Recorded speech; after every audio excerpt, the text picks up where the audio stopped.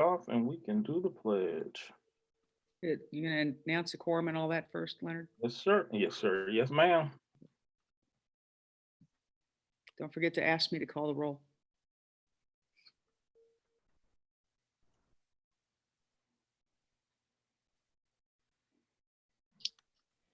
All right. All right, we're going to call this meeting to order. The secretary, will you please do a roll call vote? Roll call, please. Just state present if you're here when I call your name. Amy Blankenship, Present. Chuck Cornforth, Present. Don Foy, Present. Damon Green, Present. Don Kessinger, Present.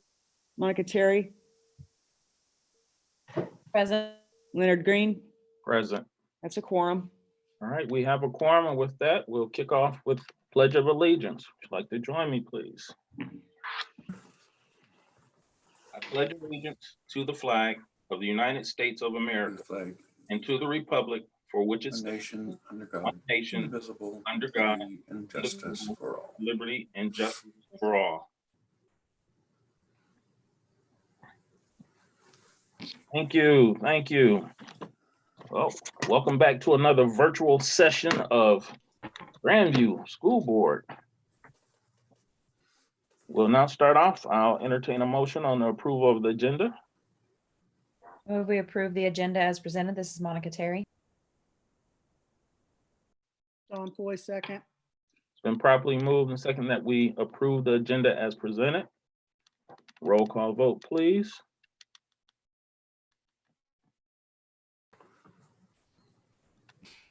Amy Blankenship, Aye. Chuck Cornforth, Aye. Don Foy, Aye. Damon Green, Aye. Don Kessinger, Aye. Monica Terry, Aye. Leonard Green. Aye, motion carries unanimous. Thank you very much. Next up, Superintendent, Dr. Rodriguez.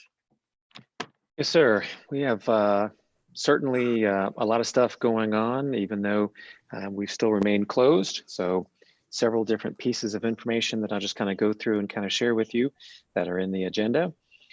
You know, most notably talking about our class of 2020 and the things that we've tried to continue to do. And I'm going to just share a couple different things with you. If I can, I will take over and show you a couple different things. Most notably, what we're trying to do is just making sure that our students know that we're there for them. And so I'm going to show up there. One of the things that we did with our class was just our transportation department has been fantastic in trying to deliver meals and do all kinds of things. But at the same time, also saw this in another school district that had been done. And so they wanted to do this as well. And this has been fantastic. But I don't know if you saw that. And then one of the things that they did was share all the buses and our transportation department, Adam, did this and put all the buses in a 2020. And you know, we took the drone out and made sure that we could get some really good pictures of everything and just honor what they had done. And so, you know, this accomplishments and things like that's been pretty fantastic. You see signs there. Again, the high school team took on a variety of this. And so the high school administration and along with parents and PTA and a variety of different things, but putting that's one of our staff members putting that in their yards. And so Adam again helped with that also, but you know, anything that we could possibly do to try to help out at our seniors and just make sure that they knew that we were there. So again, a lot of hard work from our staff and certainly the high school administrative team. So want to make sure and give a shout out for them. Obviously, our end of the year dates and activities, we're not able to do typically at this time of the year, we're reporting on the picnics and some of the other activities that they've done. And unfortunately not being able to do those things, but certainly wanted to make sure that we're still thinking about them and let them know that. We released our graduation plans, or at least our initial plans for the moment. Obviously, as we get a little bit closer, we'll continue to monitor what's happening with Jackson County and the health department and just the guidelines that they're putting out there. Many students said they didn't want to do a virtual graduation. They wanted to try to do something in person. So we're going to do everything we can to be able to do that. Certainly, the biggest concern that we heard when we released our initial plans was around parents not being able to attend inside. I think there's going to be a lot of change in guidance over the course of the next several weeks, but we want to make sure that we continue to do the things that we're allowed to do. So as we progress a little bit, we'll update and I'll make sure they update the board as well. But just wanted to let you know the different things that we're trying to do for the class of 2020. But again, I will give enormous amount of kudos to the high school administration, and Dr. Price and her team have worked extremely hard coming up with a variety of ideas, and Dr. King and certainly trying to be in consultation with everybody and just doing anything that they possibly can. There's even a couple more things that are up their sleeves that they're going to try to do over the next couple weeks. So be on the lookout for that, but I just wanted to kind of give you an update because typically we do that at this time, but it's a little bit different this time around. We also had a staff recognition that week kind of went by, and so that's a little different. So again, we were trying to look for a different way to do that. We were approached by Caring for Kids that they had an idea, and so again, this was designed actually by one of our assistant principals over at the high school.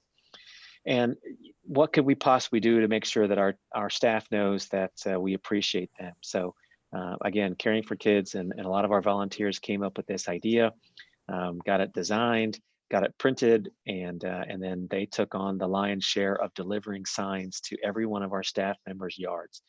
So that's pretty Herculean effort. And so we certainly wanted to make sure that they were notified for that, or acknowledged for that, because we really appreciate that. And I know Ms. Blankenship was a part of that at the high school, and again, enormous effort. But then we wanted to make sure that all of our employees and anybody that even it contracts with us. So I know Anne Marie and her team worked with Angela and worked with everybody to get all of our Sodexo employees as well. And so I believe that all of our Sodexo employees have signs in their yards now also. So certainly a lot of pieces there, but I wanted to let you know that we were able to do that, and certainly wanted to make sure that our staff knows that we appreciate them also. We had our of the year honorees. I think we've sent that to you as well. You may have seen it on Facebook, but it was a lot of fun to do the Teacher of the Year and Support Person of the Year and Volunteer of the Year this year, trying to make it seem special. So we had to have the principals come up with a ruse to be on a Zoom call with those individuals. And of course, when those individuals got on the Zoom call and then of course see me as well as all of cabinet, it surprised them a little bit. It made some of them very nervous, but then we were able to surprise them. And then we had Prize Patrol and Sheba Clark and her team had a Prize Patrol on site at each one of those locations, out front, social distancing, but putting prizes and things on their porches and just making them try to feel as special as possible. So if you haven't seen those videos, they're on our Facebook page as well, but it was a lot of fun. I know I was in my office doing a lot of them, and I think even Kathy was coming over for the good parts to be able to see, because it was really exciting. It was just to hear them be so excited about that honor. I know they were all tearing up, but especially when they're out front and everybody's honoring them. So just wanted to make sure and share that, because that was a really neat thing as well.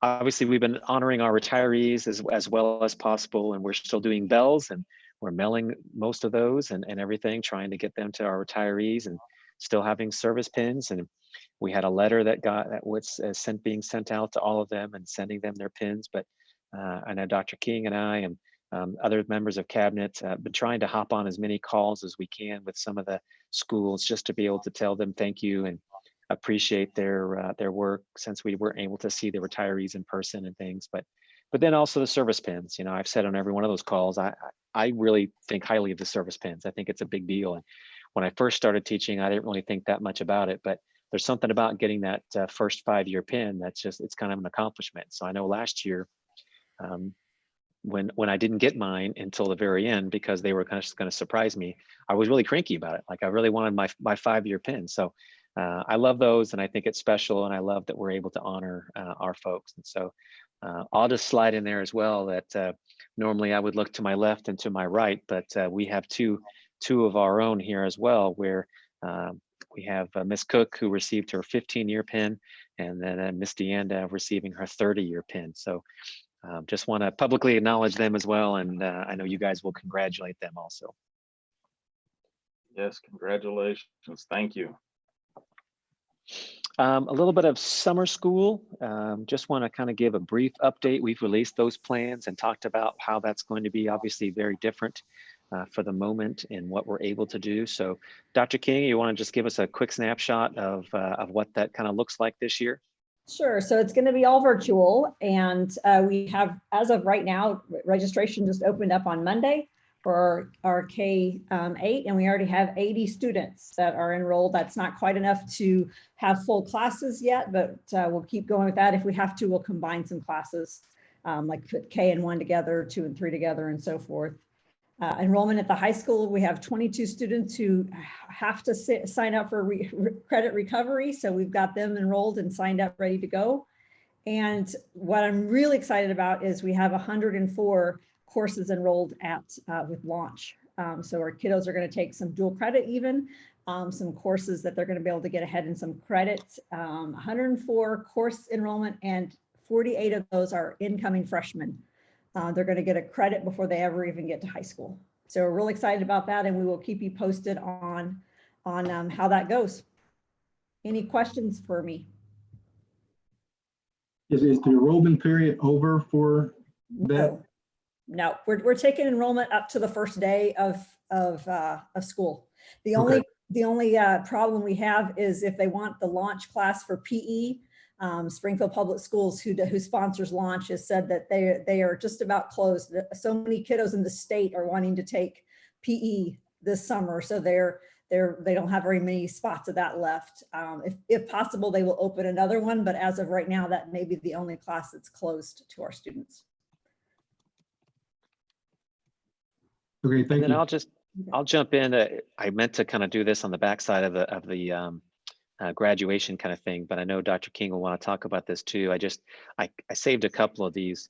Every single year we have our Missouri Options students who finish up their testing and are able to graduate with with the rest of our students as full graduates of Grandview High School.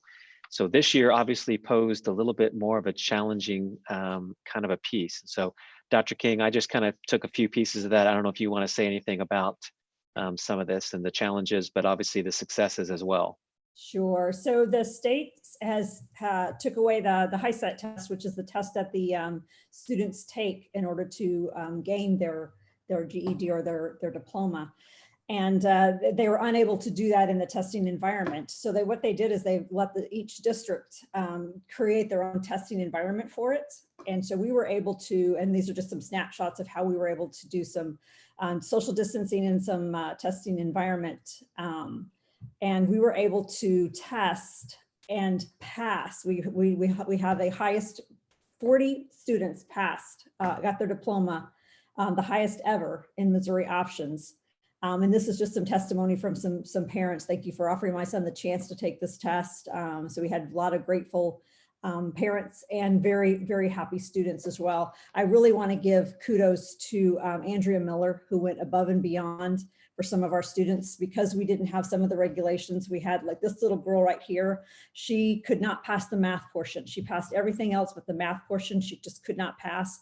And so because the regulations were a little different, Miss Miller gave her that test on paper and pencil, and she passed just fine. And she said, "See, you can do it." She just gave her a little confidence. She came back the next day and took just the math portion of the HiSET, which we wouldn't have been able to do in the official setting, and was able to pass. So we're very, very proud of all of them, and very, very. It gives me goosebumps to think of their futures. That's awesome. Yeah, it really is amazing. It's a fun thing. I mean, I know, Mr. Green, you have been there with us in that room, and when we've done their kind of graduation ceremony, kind of separate from everybody. And so to not be able to do that this year, we wanted to make sure that we were still able to honor them. But again, it really was a pretty exciting thing to have 40. It's definitely the most that we've ever had. So those are 40 kids that wouldn't have had that opportunity to graduate from us any other way. So definitely kudos to that team. and everything. But certainly, Dr. King, I appreciate you as well going above and beyond for those kiddos, because obviously we had to be quite creative in how we worked through some of those kind of guidances. And so I know there was a lot of pieces there. Just a real quick update. I'm trying to make sure that we keep board apprised of different things going on. You know, we've got the COVID-19 update. So I've just kind of had this as a revolving update, different things. I alluded to the survey results and that we had the last time that we spoke. I told you guys that there was a survey, and I know some of you as parents may have taken it. We do have those survey results that are in the agenda under the superintendent's report. And so, you know, you're welcome to look at those, but responses overall were favorable, as I mentioned to you the last time. For example, you know, district is doing a good job of communicating and keeping me up to date. Combined agreed or strongly agree was 87%.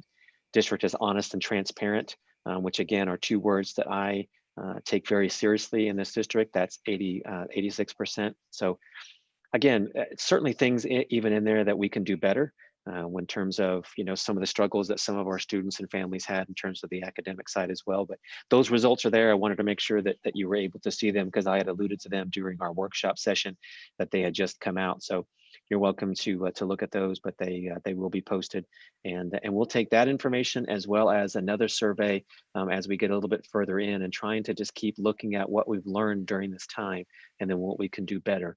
If something does come about and we have to do something differently in the fall or even next winter, we want to make sure that we're prepared for that. So we'll be looking at that information, but since I shared that with you, I wanted to make sure that you had that. Certainly today being the last day of school, it's a little different. It seems unceremonious at times, but you know, we've done a lot. When we look at the last 2 months of our lives and the things that have occurred, we shared a lot of those with you during the workshop session.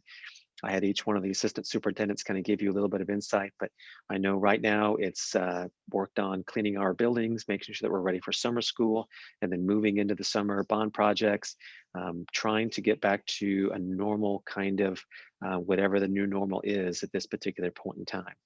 We're going to start bringing some of our employees back in starting on June 1st. And certainly we'll have distancing protocols in place and a variety of different health regulations being followed. We'll still be taking temperatures and all kinds of things, but we're going to try to start getting things moving because we have a lot of stuff that we need to accomplish over the next little bit. The biggest question that I still get, obviously, and I got it at least twice today, is you know, what we've kind of beginning the long process of looking at what next year looks like. What I've continued to say is it's been just over 2 months since kind of everything occurred and we shut everything down. And so we have 3 months before the start of school. So there's a lot of things that can happen between now and then. I expect there to be a lot of things that happen. That could be mostly positive. It could be all positive. It could be a combination of both. So it's really premature for me right now to tell you what the first day of school is going to look like because any number of things can change between now and then. What I will tell you is that there is going to be a process that we're going to go through, which will include getting input from various groups on what we need to be thinking about, what our challenges, and as well as a working group that's going to be implementing a variety of different things. So we're gonna be reaching out to people and starting to kind of put that together, but it's really probably premature for us to do that for at least another month as things start to kind of change and the guidance starts to change. But I will tell you there's a lot of conversations happening and a lot more things coming up between health departments and between the state and DESE and other kinds of things that are going on. So everybody's having the exact same conversation, and I'm well in touch with a group of superintendents in the area that we speak every other day. We started that about 3 weeks ago, and every other day we're on a call, and we're all having this exact same conversation. So we'll bring more information back. I think next month's board meeting, I'll be able to share additional information about what that's going to start to look like, a process to develop. But it's probably a little early for us to speculate as to what the first day of school is going to look like for this school year just yet. Other than that, board priorities updates, there's obviously a few less things on there than normal for what I normally try to do. Not meeting with as many people, but I can tell you the work on the Kauffman grant and moving forward with pathways. There's a lot of things that we're going to start sharing with you. That work is going to continue. We are moving forward with this. And so We can't use anything as an excuse to still do what's in the best interest of our kiddos. So we're still going to have the pathway models and everything's going to be put in place. And so a lot of things moving forward with that. And I'll share a little bit more about that. But you've heard several presentations and certainly new board members. I'll bring you up to speed and then we'll spend some time in July talking about those pieces as well. Also just a lot of community. So you can see the community side is pretty full. I've been on a lot of Zoom calls with a lot of different things, even with the chambers of commerce and providing updates to them. But also we did a Facebook Live for anybody that was needing to get on. We thought that was a good idea. It was very well attended. We'll do it again probably in another week. And just other questions that people may have that came up. A lot of questions came up and a lot of good conversation happened. So we'll do that again. But like I said, those are predominantly what we're working on right now is trying to get through. And we made it to the last day of school, and we're gonna keep pushing through. So that's my superintendent's report. But obviously, I'm happy to answer any questions with that being a lot of information to share with you today.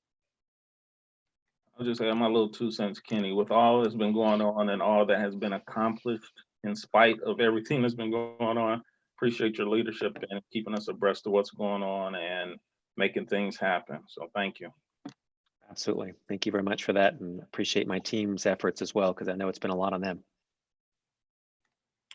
Any questions from fellow board members, comments, concerns?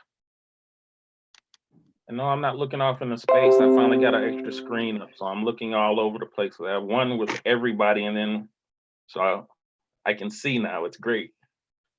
All right, well, we'll move on to salient dates. Thank you. You can go ahead now if you want to. So we do have a few dates on there. Obviously, I mentioned a few of them, but most notably, graduation ceremony set right now. So we've got the next board meeting and then the commencement ceremony set at the moment for June 29th. All right.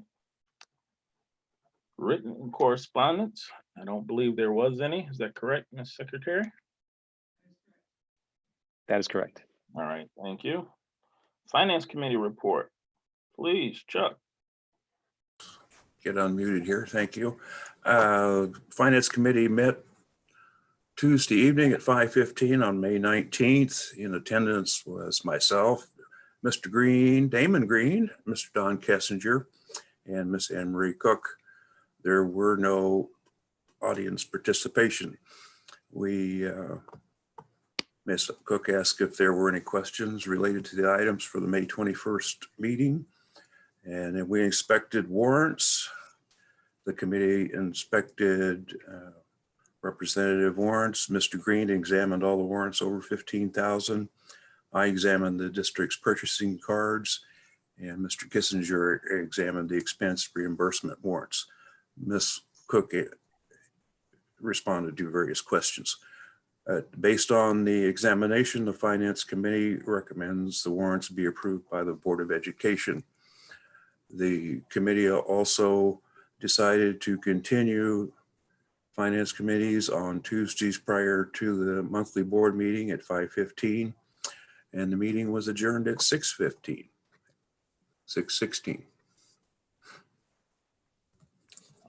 All right, thank you very much. Any questions regarding the Finance Committee report? If not, we will continue on. Recapitulation of funds. Yes, Ms. Cook. Good evening. Yeah, the financials that you have in your packet are through the month of April. On the revenue side, we're down just a little bit compared to this time last year, although we would have expected to be up. In current taxes, we have exceeded over 20 million. We're only at about 93% of our tax collections, whereas we were about 98 last year. I will say that in the last month or so, tax collections have kind of dried up. I will also share that this report seems a little outdated because every day we're getting new information from the state. We did receive information that our state aid would have a reduction for May, about $25,000, and we would anticipate a similar reduction in June. Pardon me. They've also gone after transportation a little bit. I guess the shining star would be is that's so woefully underfunded now that even, a little more of a decrease doesn't seem to be quite as big of a hit as far as real dollars go. We actually had a webinar today, and they talked about how some reductions or restrictions may actually continue into the next fiscal year. On the bright side, as you know, the federal government has provided some support in the CARES funds. What comes to the schools through that allocation, we will be receiving about $1.3 million. Some of that has to be available for our non-public, so we'll actually have about 1.15 million for our district. Additionally, under that CARES bill, there's some money that the governor has, and schools may see some of that, but that has not been determined or delineated yet. So we're still kind of holding on to wait until we hear word on that. Some of that money we expect we may get some of it this year, some of it next year. Still working through a lot of that. It's all very new, and they're trying to set everything up in their system to get that going. Dr. Rodriguez, did you want to say anything before I move on to the expenditure side of the world? Yeah, I mean, just to add a little bit to that, I've been on a call a couple different times, one with the governor, who spoke to all the administrators in the state, and will do so again in 2 weeks. The information they shared with us is that there is anywhere between a $500 and $700 million deficit that they're going to be looking at over the next 2 years. Certainly, these are guesses. Things could be less dire than that. But just kind of looking at a variety of different pieces and trying to prepare us for further cuts that are coming. And we've talked about this a couple different times, and knowing that there's some financial uncertainty ahead with all of this. So we don't really know exactly what's going to happen, but we do expect there to be additional cuts. So we'll keep the board informed, and perhaps have an additional workshop or session when we start to find out more information if it warrants that, but certainly be keeping you informed of conversations that we're having and what we're hearing about what that could look like. I will say, trying to look at glass half full, when you look at across the country, there are states and districts that are more reliant upon state funding and only state funding, that are going to be in a world of hurt because of those deficits. Whereas we at least have some local that is still, people are still paying those particular pieces. So again, we'll look at whatever we need to do, but I just wanted to kind of share there are additional conversations happening around there, and we'll find out more as Ms. Cook has mentioned. So going back on the finance piece, on the expenditure side, our expenditures are up compared to last year. Some of it we would anticipate, some of it is the timing of things.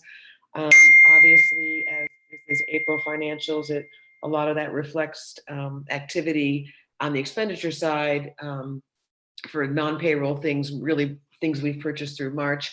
Obviously, we would expect that to be reduced a little bit from now till the end of the year, which is a good thing because we have regular conversations about our need to capture whatever we can to try to build our reserves in any way that we possibly can to help us weather the storm that may be coming up. So like I said, we'll certainly provide, hopefully we'll be able to provide more information next month, but I'm happy to respond to any questions at this time if you have them. All right. Are there any questions for Ms. Cook? Cornforth, Ms. Cook, you mentioned last meeting, I believe it was, that you're going to reach out to the county on the rest of the money, or did they give you an explanation on the tardiness or slowness of payments? No, and what I haven't got an answer on yet is I sent a request to them about the protested taxes, how much there was under protest, and I have not gotten a response on that. I probably should prompt them again. Okay, thank you. All right, are there any other questions? If not, we'll move on. Audience participation on any action, discussion, or agenda items. I No don't one know. is registered to speak to an action item, Mr. President. All right, thank you very much. We'll move on to the consent agenda. And with that, I will entertain a motion. This is Monica Terry. I move we approve the consent agenda as presented. Don Kissinger, second. It's been properly moved and seconded that we approve the consent agenda, and we're trying something new, so let's see how it works.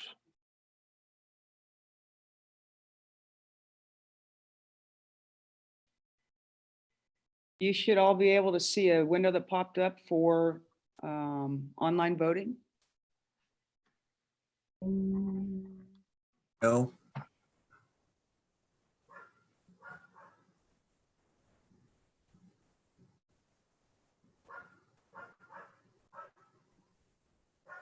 So let me ask if every board member is able to see that. I see 3 people have voted. Is everybody able to see that window for online voting? Yes. Yeah, I think I have too many windows open. Cornforth, That's a no. different problem. What was that, Chuck? Yes, I haven't seen one yet. You have not? Okay. Have not. And just a reminder, it won't be on Zoom. It'll be on like your iPad or wherever, where we normally go. You have to be logged in using a different device. Thank you, Monica. Yeah. I'm back up and running. Okay. Did I vote?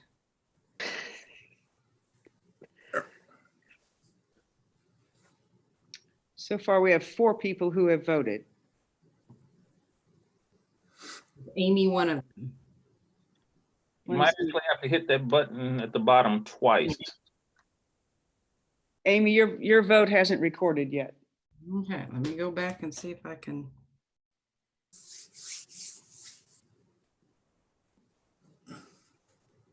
Chuck, your vote has not recorded yet. And Mr. Kessinger, your vote has not recorded yet.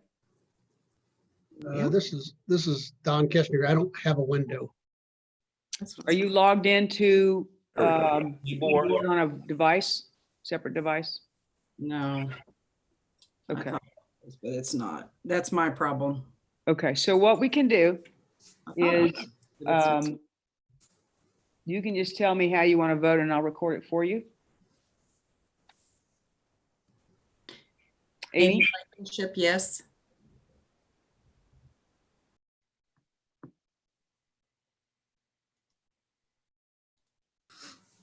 And Don Kessinger? Yes, Okay, so that is a unanimous vote, Mr. President. I'm struggling again a little bit with IT on my side, so I would suggest henceforth we'll just go back to a roll call vote. All right, that works for me, but in that sense, been a unanimous vote, motion carries. We'll move on. Thank you very much. Up. Action discussion agenda, student performance, our program evaluation counseling in ELL. Good evening. All right, yes, we have Ms. Malloy there. So we do have a couple of those. I'll turn it over to Dr. King if she wants to do the honors there.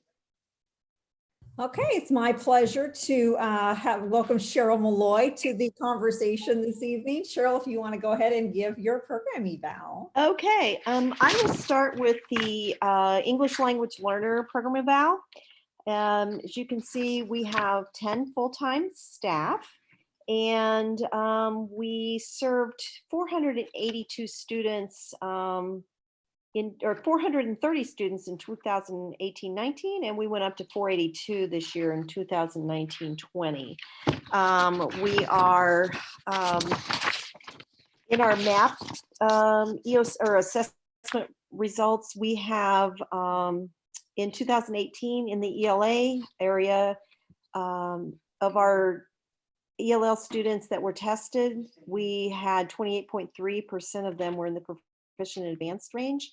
And that was pretty steady with 28.8 in 2019. And mathematics, In 2018, 30.2% of our students were in proficient advanced. In 2019, 33.5. So we're very pleased with the progress that's being made with our staff and the students as they are progressing. I did give a recap of the performances on the WIDA Access, which is a test that's given every year. We are part of a WIDA Isn't the right one. consortium. I'm sorry. That's okay. My fault. Sorry. And it looks at their listening, speaking, reading, and writing skills, and then it moves into proficiency in oral language, literacy, and comprehension. It takes approximately 7 years to become totally proficient in academic language, but we assess students along the way just to see how they're performing and if they're expanding their proficiency levels. And I just kind of gave a recap that our K through 5th grade students show a lot of expansion of their proficiency. Grades 6, 8, and 9, 12, those have dropped off. And a lot of that is we have had a lot of newcomers come in at that grade level. So they didn't have any a lot of them missed out on formal education in their native language. And then they were non-native or non-English speaking, and which also impacted how they did. So I have given the proficiency levels what it means. We have students that range all the way from what's considered entering as a level 1, where they were relying on just pictures and graphic representation and starting to develop some oral language, to beginning where we can have some short sentences and phrases that are understood in English and spoken in English, to a developing student where there's more language being spoken. Expanding, when we get to that 4th level, the students are actively able to participate more in the social language, but they are developing more academic language. And then our goal is to have bridging or reaching students, which they are proficient in English. Some of the strengths of our programs are the academic achievements of our ELL students. We have continuous training and professional development opportunities for our teachers in collaboration with our migrant and Education and English Language Learner Department at DESE, and also with our Kansas City Regional Professional Development Center. ELL teachers are supporting our students both socially and academically. And the instruction that's provided is prescriptive to what they need and reinforces anything going on in the regular curriculum. And at the high school, we develop graduation plans specifically tailored to the needs of the high school student. Additionally, translators are provided at enrollment, parent-teacher conferences, any meetings that have been requested, IEP meetings. Translations of documents are provided to parents, and we actually, for when we went to online learning, we had 2 dedicated translators who provided the liaison between the teachers and the parents and the student to answer questions and keep providing supports to them. Some of the concerns is the increased number and severity of the needs of the students, and our population continues to grow. And just to make sure we are providing equity of services across the district, we keep an eye on that. We also want to make sure our achievement results stay high and actually increase. And we also are seeing an increasing need for interpreters, but with Cabinet's help, and our hiring practices, we've able to able to increase some of our employees who are bilingual, which is kind of taking the pressure off of us for that. So some of the recommendations is to continue the opportunities for the professional development and include our general education teachers in that, so that they are also aware of the development of literacy and how to support, and continue our outreach to the parents and the community, and also continue with our assessment of needs at all levels, and work with our high school to make sure that we're meeting the needs of the students there at the high school level. So that's my evaluation program eval for the English language learners. If there's any questions. Ms. Malloy, this is Monica Terry. Thank you for the information as usual. I have a question. You mentioned that it takes 7 years to kind of become, I feel like you said, proficient when you're an English language learner. The percentages you presented at the beginning, anywhere from 28 to 33%. Do you have a breakdown of how that looks, compared to like time in the program? So, are you finding that, when you get to your 6 and 7, the majority are now proficient or advanced versus those numbers are being brought down by some of the early people in the program? When we start testing, that's third grade. I'd have to get you like the total breakdown of numbers, but the third graders are our first testing group, and the majority of them have been receiving services since kindergarten. So they've had quite 3 full or 4, almost 4 years under their belt of receiving literacy instruction. The numbers do go down, and I'm sorry, I should have broken that down. I didn't even think about it like that. I can go back and review all those numbers and send it to Kathy, and she can send it out. That'd be so that great. you I'm can just see curious. Okay, I can do that. I'll make a note of that. Thank you. So this is Damon Green.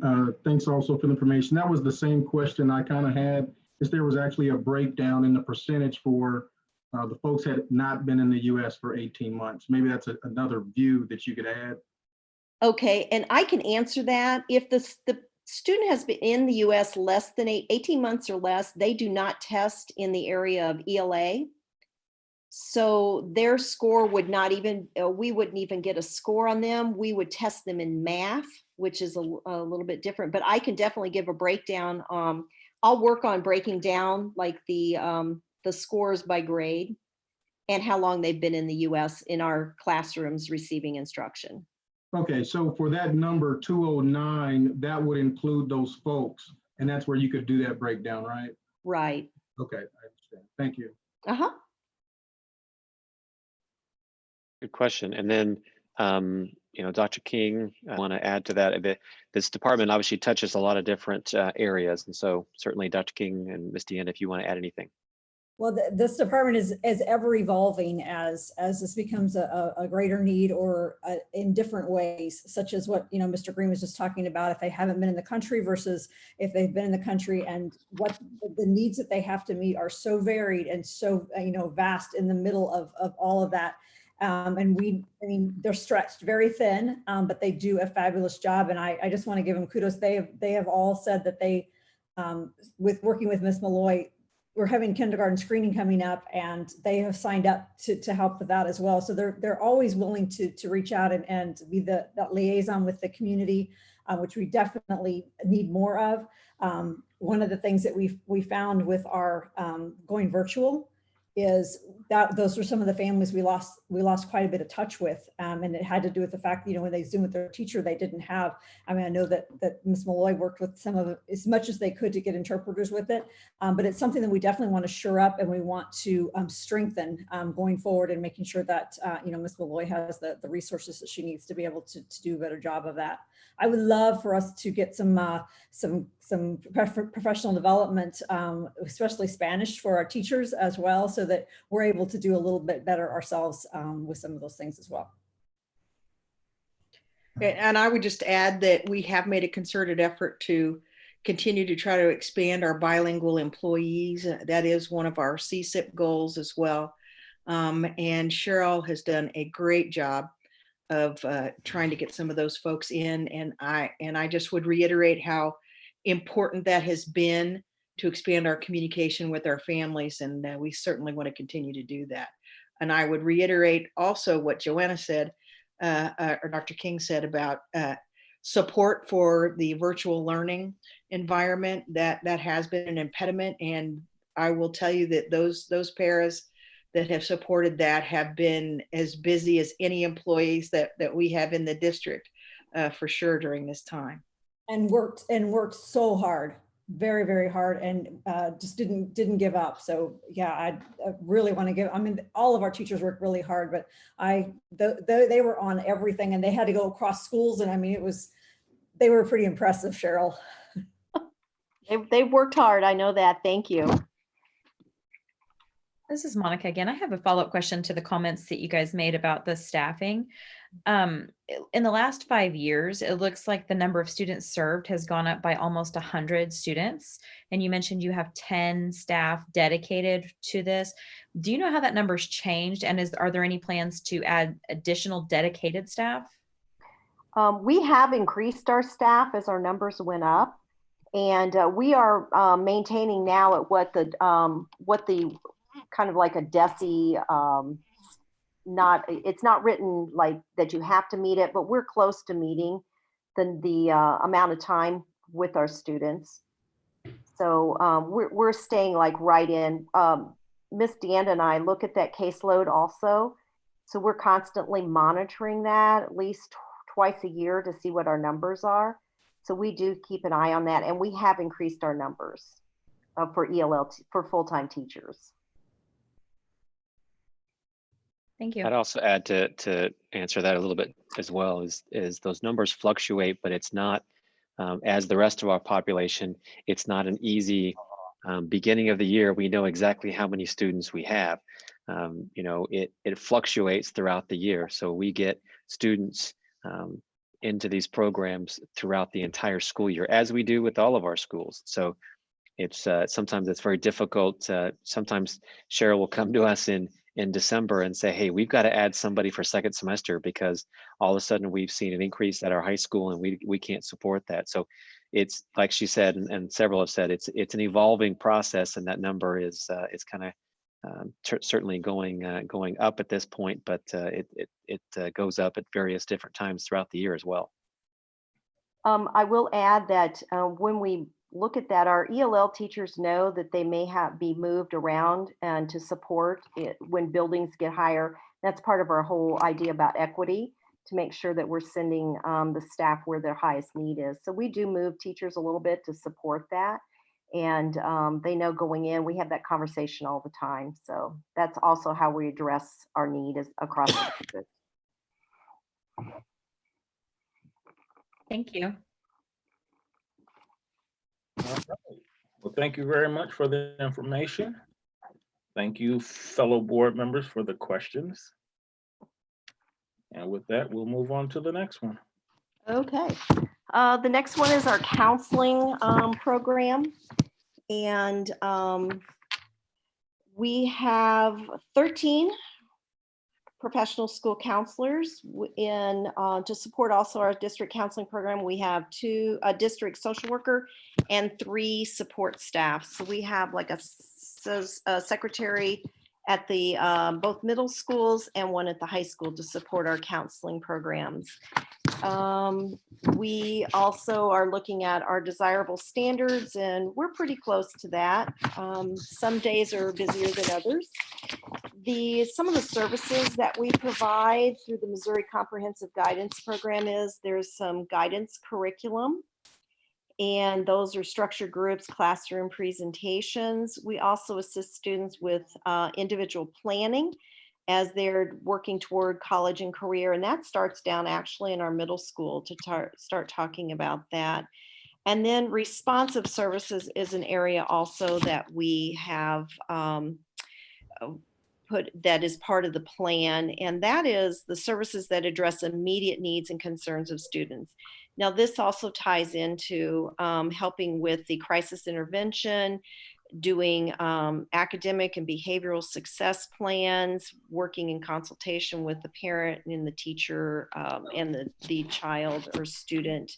And the building counselors are doing a lot of time doing their responsive services, and which is a very big part of being a counselor. We also have counselors do what we call system support, and they support the achievement of all students. And so they facilitate or participate in the building and district committees and activities. We might have professional development we ask them to do. And then they also participate in fair share responsibilities, supervising at lunch, supervising and getting kids on and off the bus, whatever else might need to be done in the building. And then there's other professional non-comprehensive guidance school duties that are part of our plan. That would include like the MAP and EOC test coordinators They also work as 504 case managers in our district. They help with our focus, gifted evaluations, coordinate testing. There's just a variety of the non-guidance that they also participate in.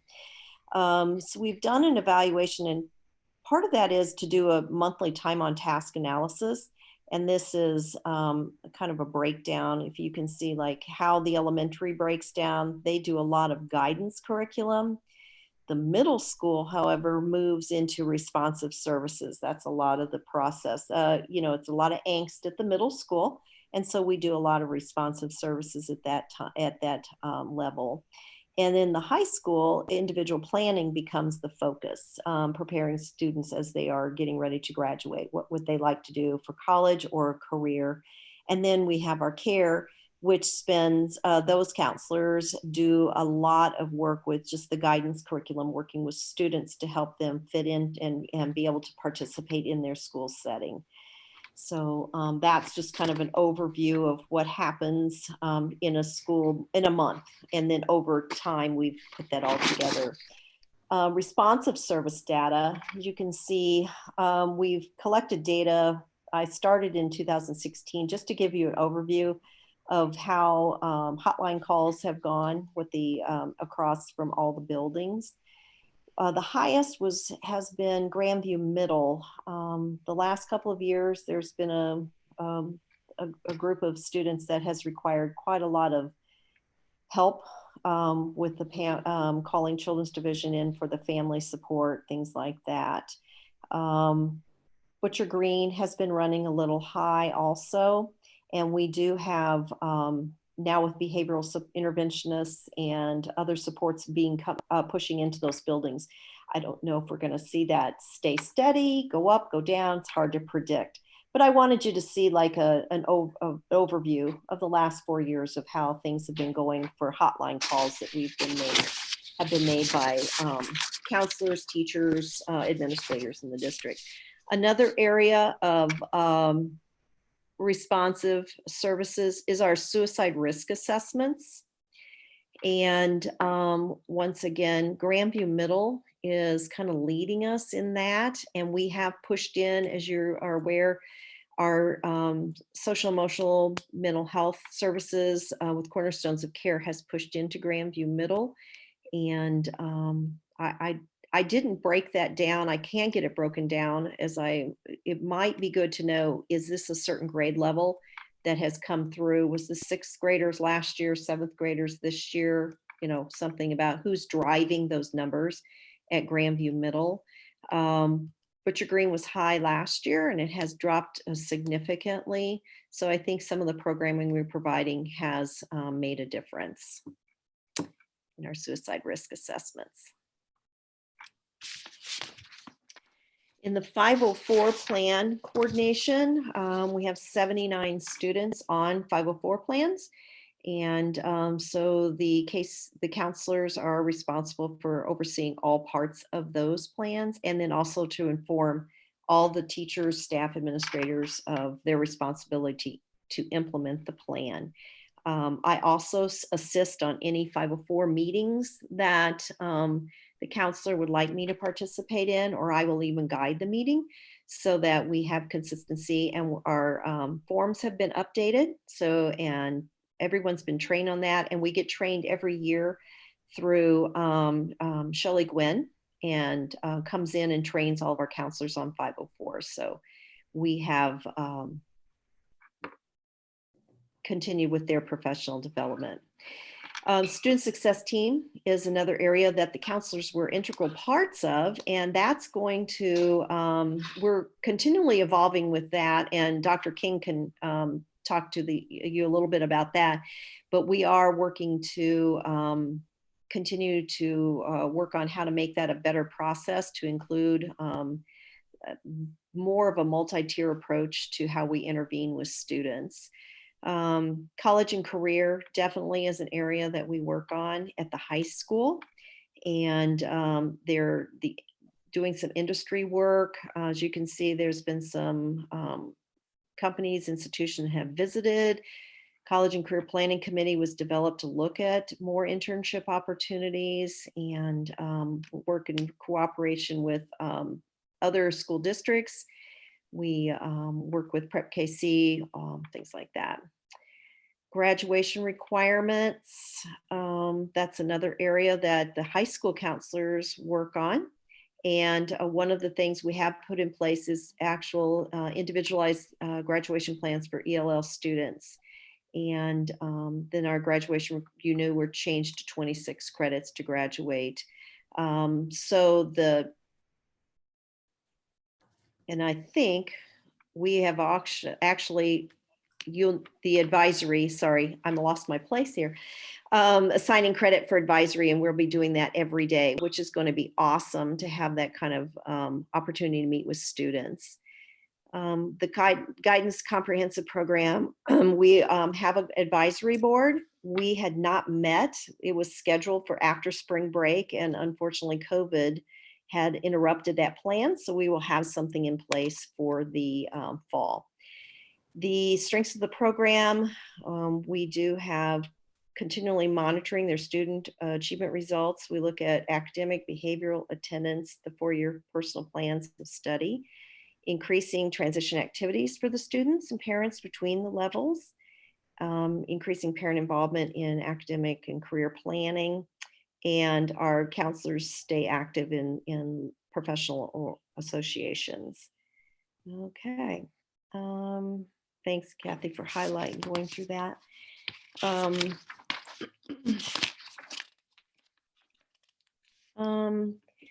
We offered more supports for the mental health needs, and we'll continue to support that. Concerns of the program, some changing demographics that also increases what the counselors need to look at for services offered to make sure we're meeting the needs.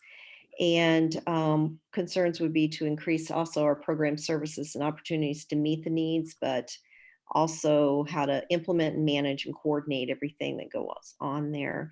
Some of the recommendations, we still want to look at how we perform a service delivery and personnel to meet their needs, and then how to evaluate and streamline the services so that we are not a bunch of people are doing the same thing, but have it streamlined where it's a little easier to work our way through. And we have streamlined the 504 paperwork, and we were planning the implementation of Signs of Suicide will be 6 through 12 next year.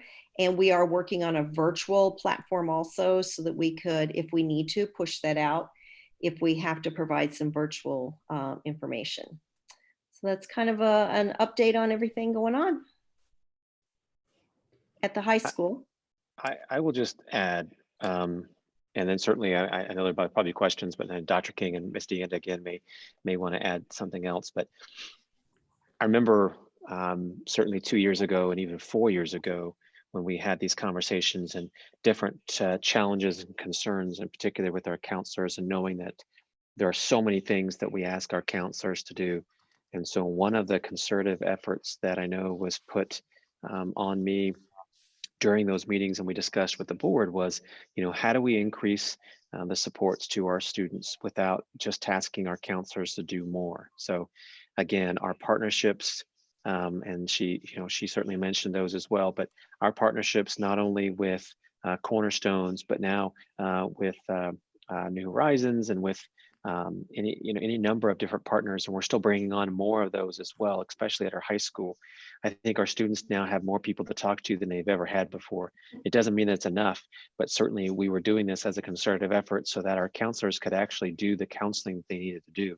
It doesn't mean that they don't offer mental health supports and that they don't work with our students and build those relationships, but there was a point in time that we knew that they couldn't do more. They didn't need to keep trying to figure out. They're not mental health professionals. And so for us to be able to have additional supports, I'm very proud of us to be able to do that. And certainly concerted effort that we've done with a bunch of departments, but conversations that, Cheryl and I have had along with Carla our social worker, that we've tried to make sure that we're putting more supports in place for our students, so that way our counselors can actually be counselors and continue to operate in that role. And there's certainly a number of things that we'll continue to improve upon. But as those responsibilities have finally come off with them a little bit, I think they can be more effective in those roles. At least that's my hope. Thank you. And as I look at this, I think I sent Lori the wrong raw copy of my final report. So I think I'm going to send you a different one, because this one I found a few things that I have on there I didn't have on there.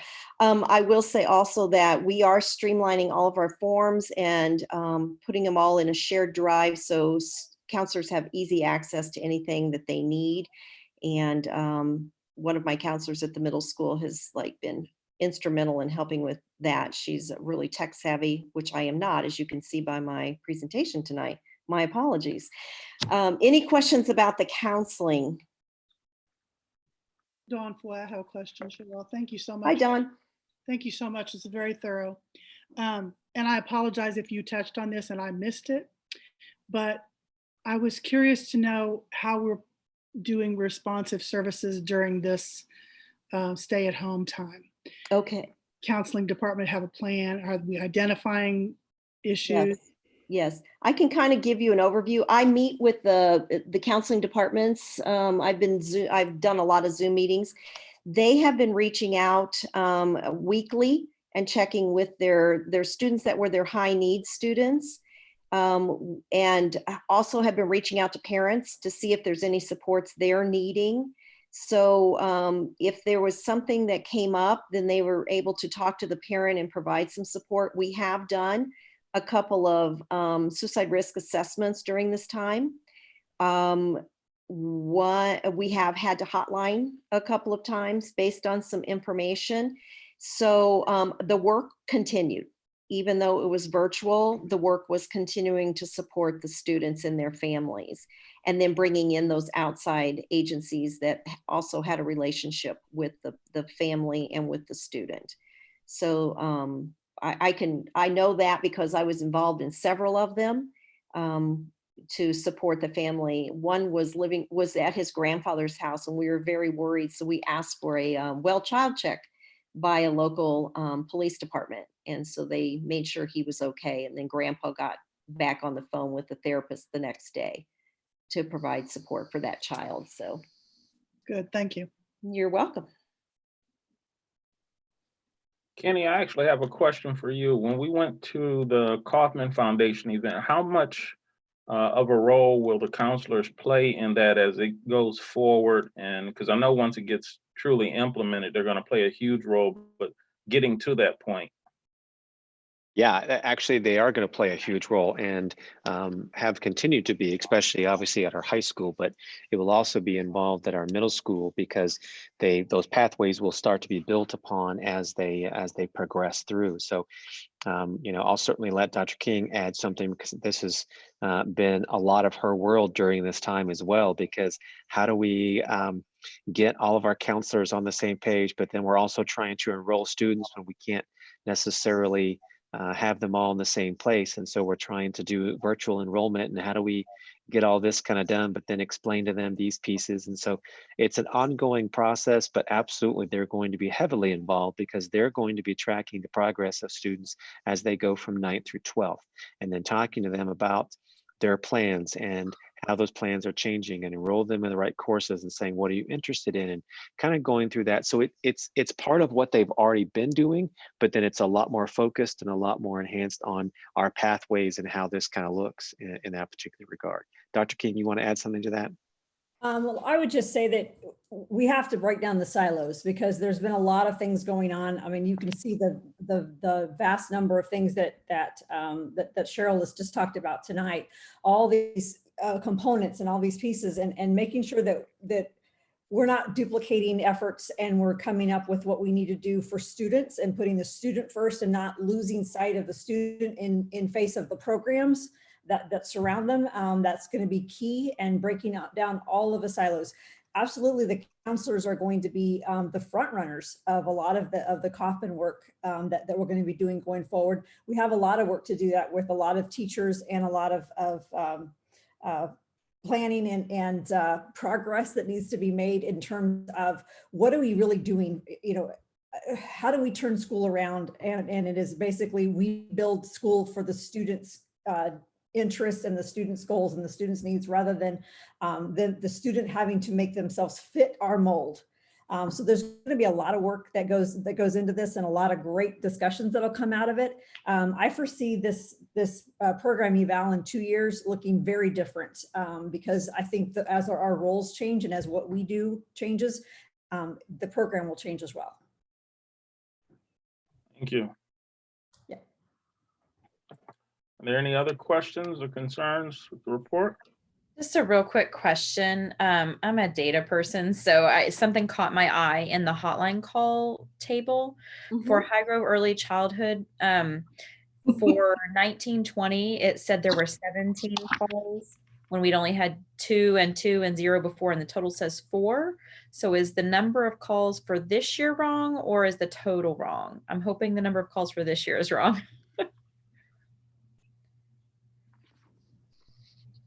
For hotline, yeah, it's probably me. Okay. I was really hoping there were 17 calls this year. There were. Let me just, I'm going to send you a corrected version of that. Okay. Thank you. I'm like, you're right. 17, that's like off the chart. No. Yeah. I highlighted that to get that fixed. Okay. This is Amy, and mine was the same question. I was curious. Also tagging along with that, since we're at the hotline calls, to your knowledge, does this go through like a current number through the COVID stay at home? I was just curious if any of the numbers. No, it does not. That would be that I did this before we had those few come through for the COVID. I can report back on that. I can have that number. I can add that in there. So for the COVID period. I was just curious because I've heard a few teachers being very concerned of their students during this time. Right. So I didn't know. And that's when I saw the 17, I'm about passed out. So yes, No. I agree. I apologize. Oh, fine. No, I'm glad to hear that it's probably 0 then. But that I was just curious if there has been any increase during this time. I can't speak to that without just, I will get the numbers though, because those have to be reported to to our district social worker. And so she'll have those numbers, so I can report that back out. I'll clean up this data on High Grove, and then I can put a column for the COVID period, how many were made during this period of 8 weeks of time. I can tell from the principal standpoint is there have not been. It will decrease, and not to say that it's not going on, that we don't need to, but it's hidden now. It's a bit harder, and that's been one of the challenges as we think about how do we reach out to students, and how do we still reach out to families that provide that support. And it's just been an ongoing conversation about who does that, how do we coordinate it, how do we work it in light of stay-at-home actions, and all of those things. So I could tell you that number, we won't have as many. There have been.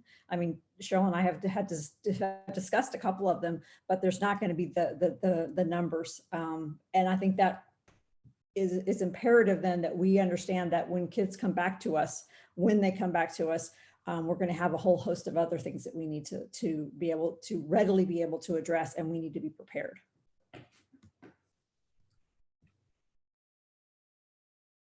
All right, any other questions? Yeah, I'm curious on the assessment for the suicide, was that done in school, and was that a specific question in a more broader survey? There is a protocol we use, and it goes through, there's a lot of questions that are asked of the student, and it's from a low risk or no, really just they were saying something and didn't mean it, all the way up to a very high risk but parents are called on all of it. I can attach that and send that, and so that you can see that the protocols that our counselors use. Okay, So is this direct contact from a student, or it's more of a broad survey It's a that's given to direct all interview. students? It's a direct interview with the student. Okay. You'll also probably, I believe next month, you'll get an update from Cornerstones of Care that will talk a little bit about the elementary side and what they do in terms of their data and how they collect and the information and how they go about assessing some of the high risks and things. And then certainly our signs of suicide at our secondary level, the direct contact pieces that we get from these surveys and things.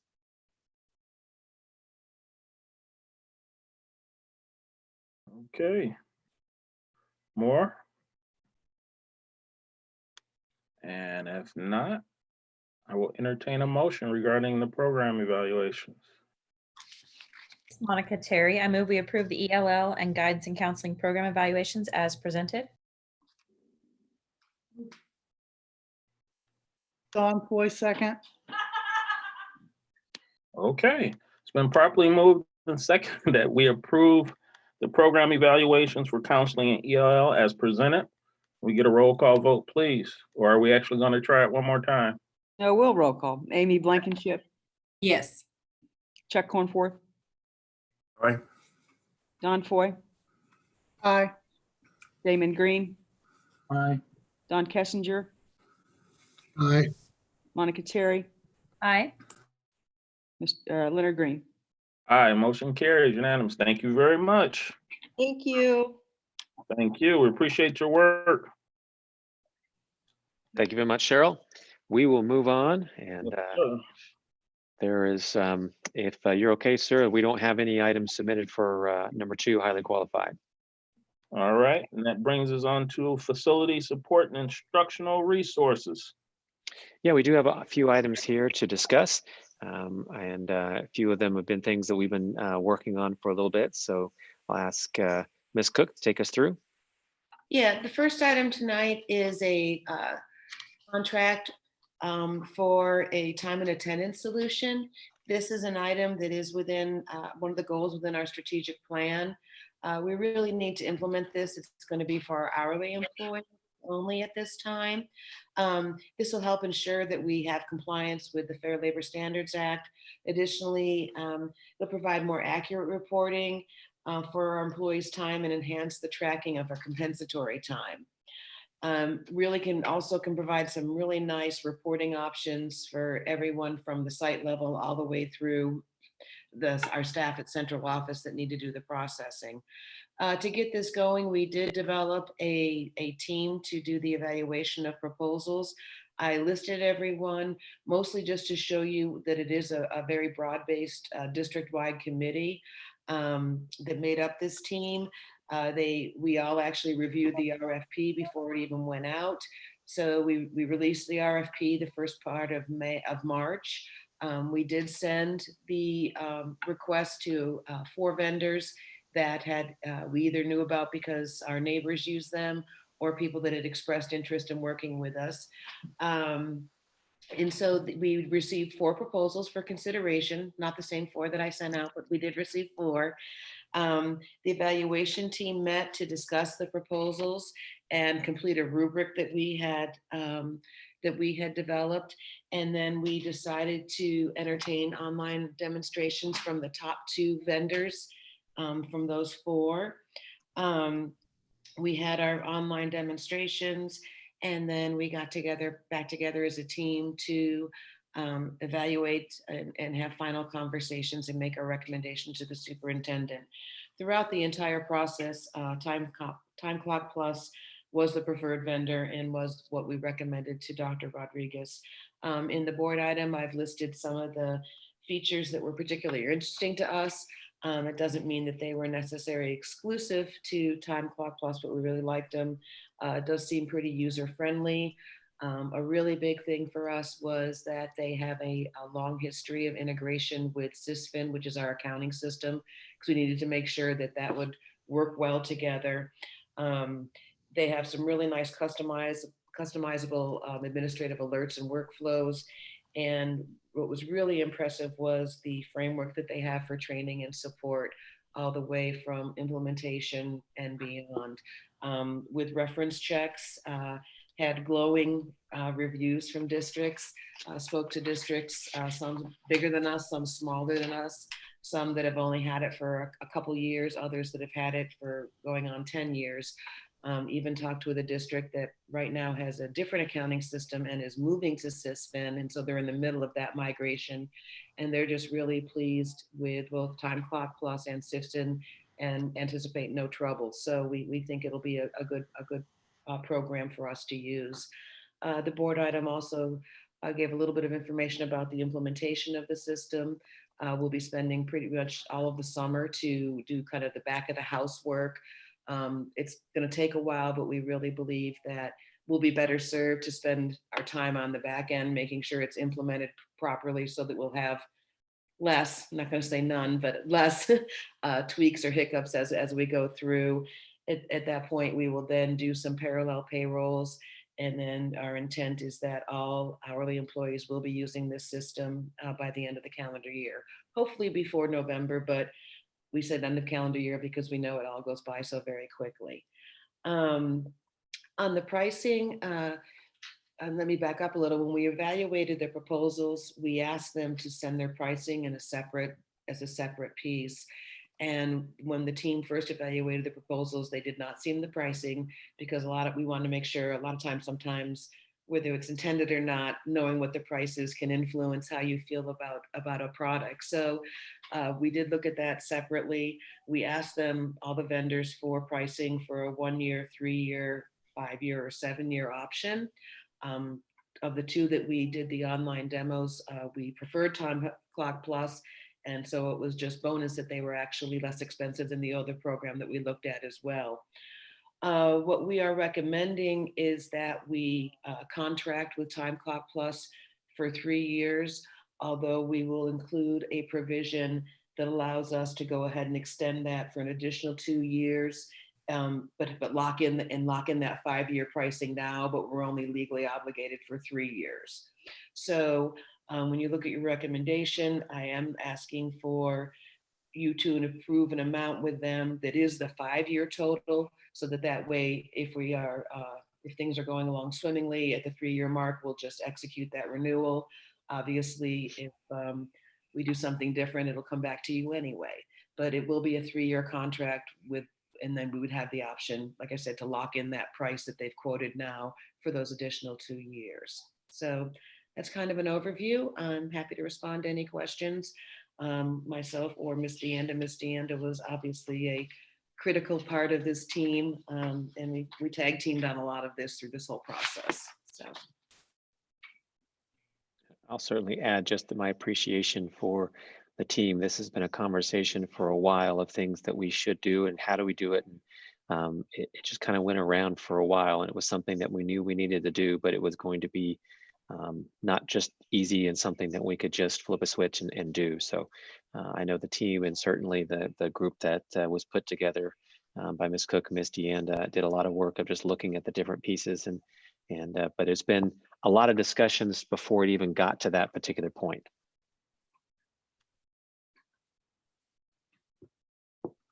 Okay, any other questions, concerns? You actually answered my question. Well, if not, I will entertain a motion. This is Monica Terry. I move we approve a contract with Time Clock Plus for an amount not to exceed $79,335.21. Amy Blankenship, second.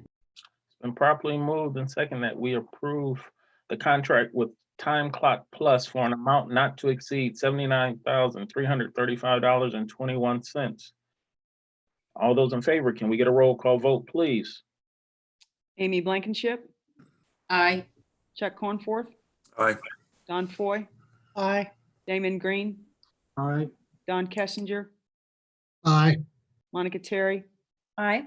Leonard Green. Aye, motion carries unanimous. Thank you very much. Thank you. Next up, bond projects. Yeah, so certainly a few additional things that we're going to continue to do over the summer and leading into. So Ms. Cook. Yeah, the project that we have before you tonight is at the middle school. We have a need to enhance the safety and security within the middle school. The ability for staff to easily lock the doors from inside a classroom is a critical component to all of our safety protocols. We have challenges in the doors in the gymnasium, and then the hardware on the doors in the 700 pod. For example, in the 700 pod, the doors have the crash bar, and the teacher actually has to go outside of the classroom to lock the door if there is a need to go into a lockdown of any kind. So clearly that's something that we need to address. So this project is actually replacing the doors in the gymnasium. And then in the 700 pod, we will do a hardware retrofit so that it will have a lockable mechanism from the inside of the doors. And then where we have a lot of the double doors, because you may or may not know that that's where we have like the band room and the music rooms. We'll have to put in some removable mullions in that area. So went through our standard process, developed specifications. Linear Architects worked with us on this, placed it in Drexel Technologies. Our video, it was a little different in that our pre-bid meeting was a video conference conducted by Mr. Carney. He was the only one on site. We told people they couldn't come, but he was there all masked up and did a video Zoom walkthrough showing everyone everything. We did receive 2 bids for this. They are outlined in the attachment. Recommendation was made to the superintendent to accept the bid from Centric Projects for an amount not to exceed $65,525.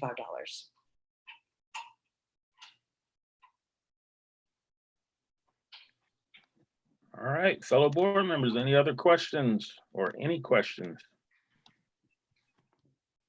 I'm glad to see that we're continuing with our pursuit of making our schools an environment safer for not only the kids, but for the staff. So thank you very much for that. This is Monica. I just have one question. With the bid values being so drastically different, was the bid from DH Pace, did it include so much more than the other one, or were they identical and it just really was a cost difference? It's the same.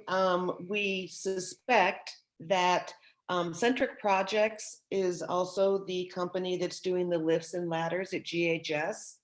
So they will have people out here. So when you're talking about a superintendent on the job and those type of things, we suspect that they may have been able to recognize some economies that allowed them to be a little more competitive in their bid. Makes total sense. And that's a good thing. Discounts where we can get them.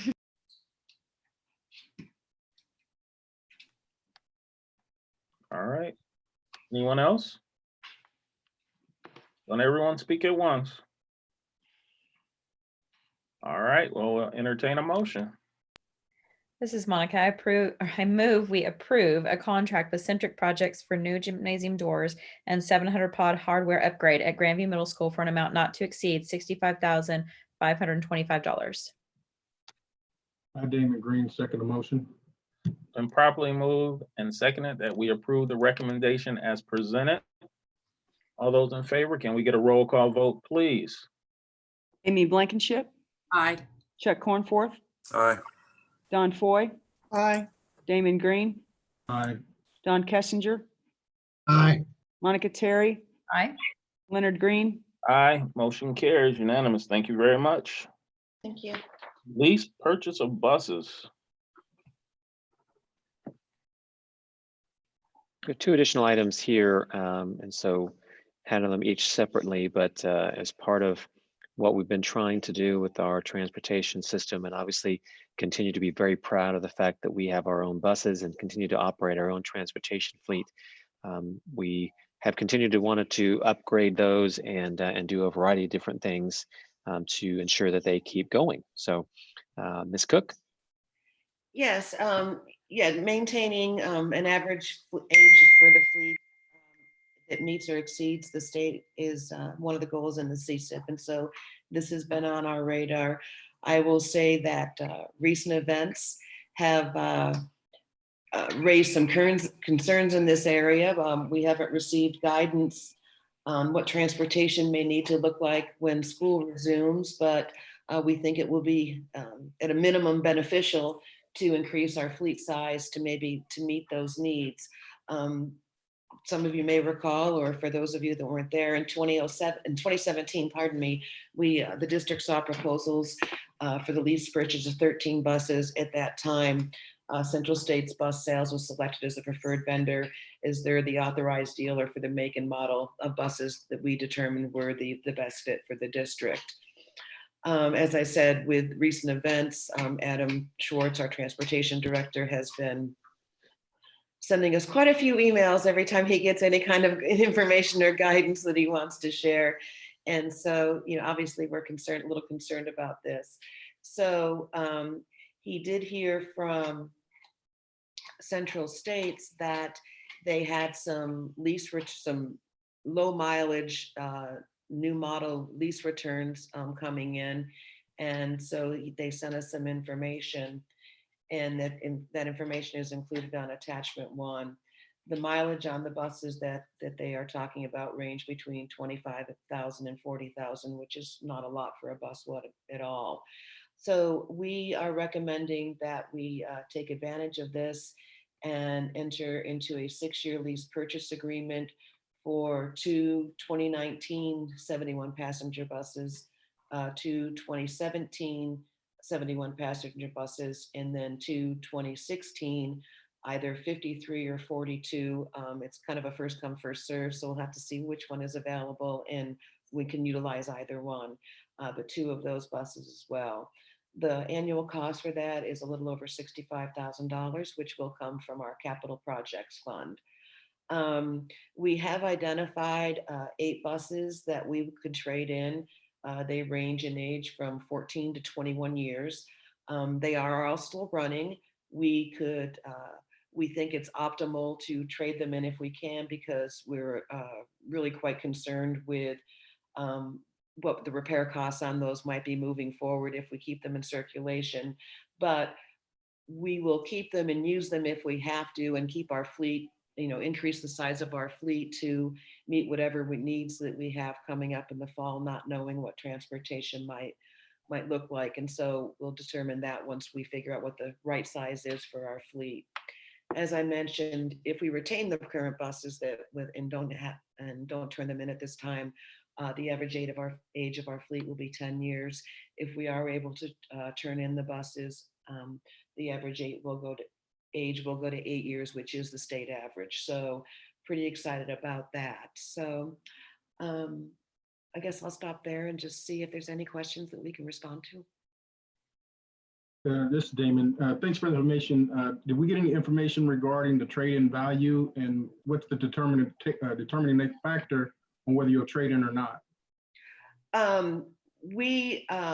Our mechanics have done an estimate of the trade-in value, which for 8 buses is a little over $10,000. They're old, and they're they're rusting, and they have some problems that are probably coming down the road.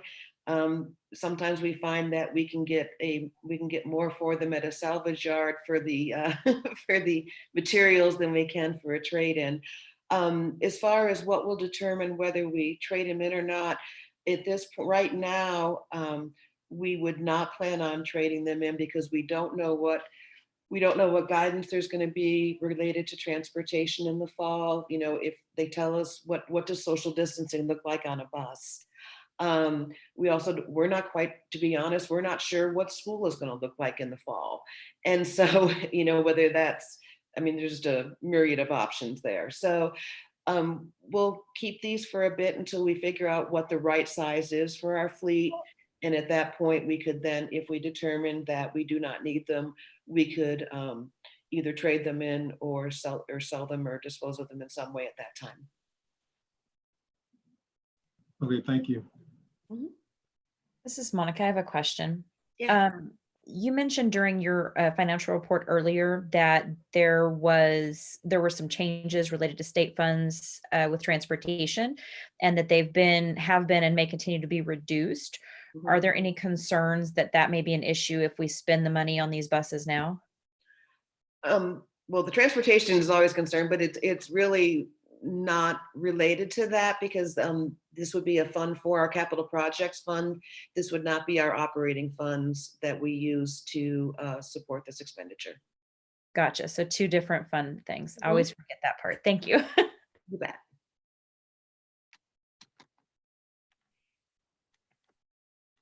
Okay. Any further questions? Brilliant. All right, I will entertain a motion. This is Monica. I move we approve the 6-year lease purchase of 6 buses from Central States Bus Sales at a total cost not to exceed $390,922.44 with an annual cost of $65,153.74. Don Kessinger, second. Been properly moved and second that we approve the recommendation as presented. Roll call vote, please. All in favor? Amy Blankenship, Aye. Chuck Cornforth, Aye. Don Foy, Aye. Damon Green, Aye. Don Kessinger, Aye. Monica Terry, Aye. Leonard Green. Aye, motion carries unanimous. Thank you very much. Thank you. Still on Tied to that, we have a purchase for a standalone. So Ms. Cook, Yes, back in the fall, Mr. Schwartz approached me because we had a need for an additional type A, which is one of the smaller buses. It has a capacity of 29 students. We've done a really nice job of bringing a lot of things in-house. So this has been used to support our early childhood, our SPED, and our McKinney-Vento, which is our homeless kiddos. And also it provides some shuttle services for some of the small groups for activities. We entered into this lease to just kind of see how the year went, see how our need developed. And Mr. Schwartz has been talking to me for a little bit about, can we look at buying this bus? Because I know we're going to need it. We would need it next year. We are currently paying $1,150 a month under this lease, and it goes through September. We have the option to purchase this from Masters Transportation. They've agreed to sell us this bus for $19,900. They have also agreed, if we do that, to go ahead and terminate our lease for the remainder of the term, so we wouldn't have to pay those 4 months, which would help us avoid an additional $4,600 in expenses in our operating budget. This bus, I think they like it because we've had it since September. It's been running well. They know this bus. It has 20 of the integrated seats on it, which is good for our little ones. It's air conditioned, so it can really help with our SPED population. So we think that this is a good move for us to make. And again, it'll in the long run, it will actually save us money by doing that, and particularly since this can come out of our Fund 4, and again, take off a little bit of that burden off of our operating funds. I'll also add, we're looking at other possibilities for using some of these buses and transporting some of our students in our 3-district partnership as well. These are the type of buses that, again, since we have transportation in-house, everybody else contracts those. And so when we do estimates of taking students from all 3 districts to a central location like Avila as part of our 3-district partnership, it's going to cost the other districts a lot more money than to just partner with us. And so there's an additional fund and savings and some other things that we may be able to realize, but more importantly, it's going to benefit our kids in a couple different ways.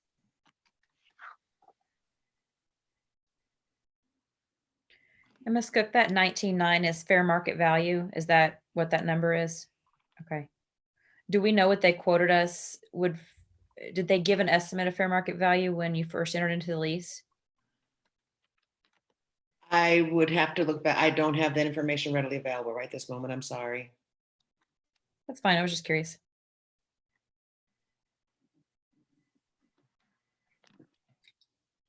All right. Any other questions, concerns? That I'll entertain a motion.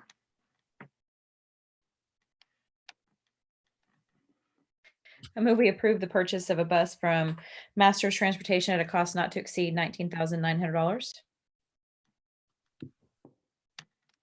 Don Foy, second. Properly moved and second that we approve the recommendation as presented. Roll call vote, please. Amy Blankenship, Aye. Chuck Cornforth, Aye.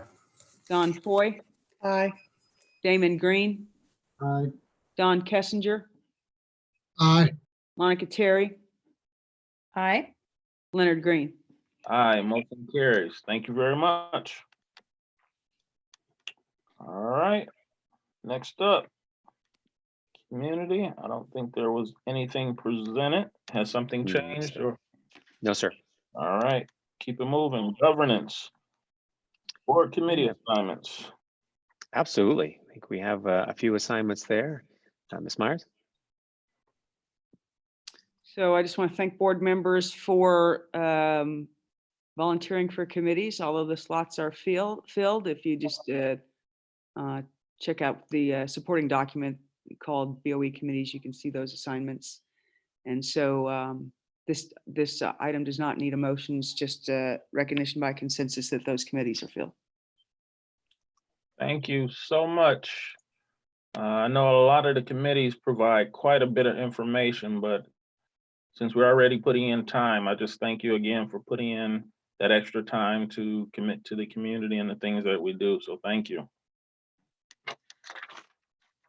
All right, next up, policies on first reading.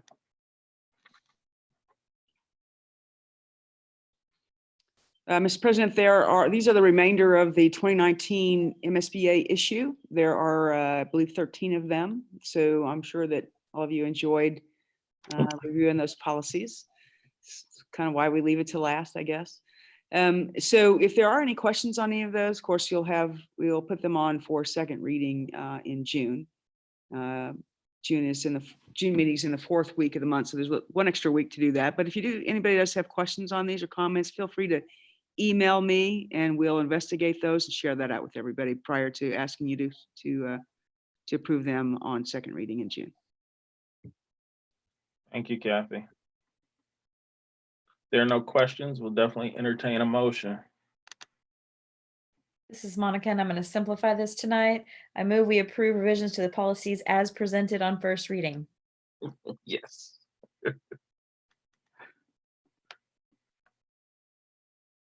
Amy Blankenship, second. It's been properly moved and seconded that we approve the recommendation as presented. Roll call vote, please. Amy Blankenship, Aye. Chuck Cornforth, Aye. Don Foy, Aye. Damon Green, Aye. Don Kessinger, Aye. Monica Terry, Aye. Leonard Green.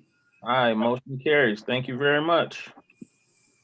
Next up, report of board members and agenda requests. Do we have any? Don Foy here. I just want to say I appreciate everything that staff is doing to try to make things special for the students and the staff in this unusual time. I had the opportunity to participate in the teacher of the year, et cetera, from beginning to end, and got to go on the prize patrol for one of them.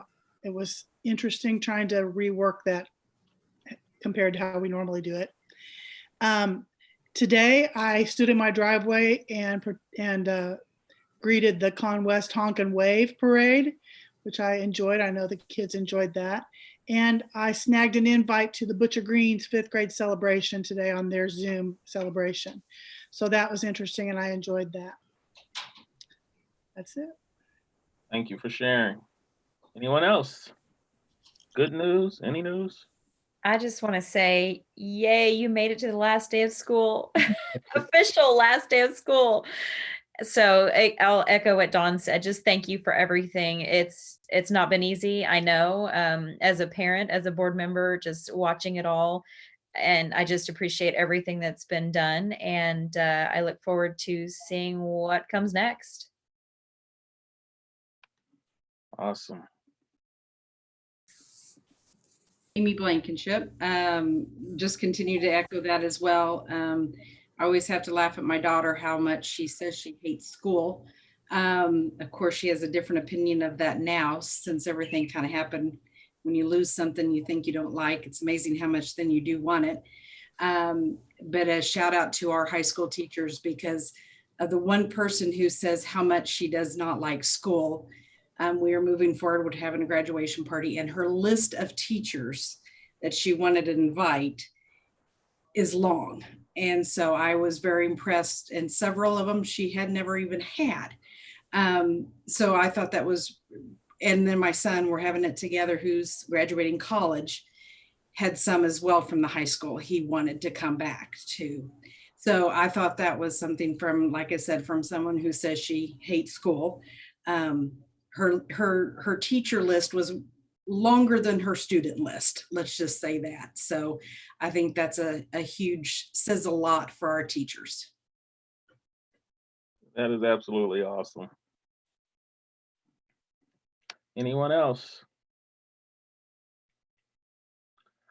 All right. Well, I'm gonna add my little 2 cents here. I didn't know whether to do it here or miscellaneous, but it's back on my old soapbox. So hopefully you guys can bear with me for a moment. And I'm just gonna say that as board members, you've heard me say about following norms and doing the things that we do because we want to keep our board highly functioning and able to work well with administration and just across the board.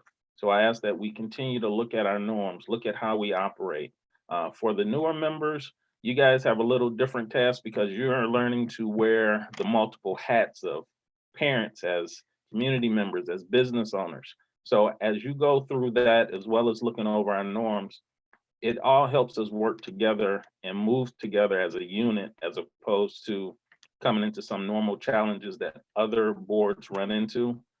And I, I recommend, like I said, if you're newer, talk to some of the members who are just a little newer than you and have gone to the conferences just to find out, because we have been very fortunate and blessed here in this district not to have some of those same issues. The fact that we don't have news trucks sitting up on our front steps for all kinds of things. So I commend you. I ask that you continue to follow the norms and look into what we do so we can continue being the servants to the community and to the kids as we are. So with that, we'll move on to miscellaneous. And since is there any other miscellaneous? One item, if I may, sir, just to circle back real quick. I think Ms. Cook has an answer to one of the questions that Ms. Terry had.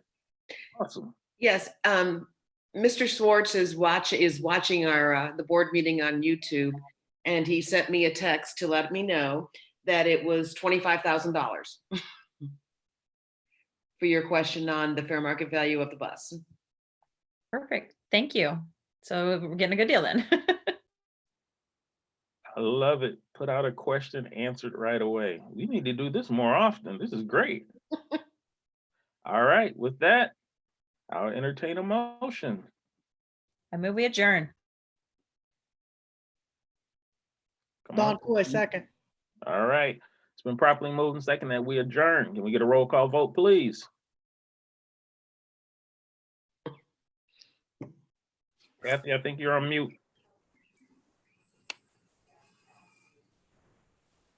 She wants us to stay Got here. it. Sorry. No. Amy Blankenship, Aye. Chuck Cornforth, Hey, Don Foy, Aye. Damon Green, Aye. Don Kessinger, Aye.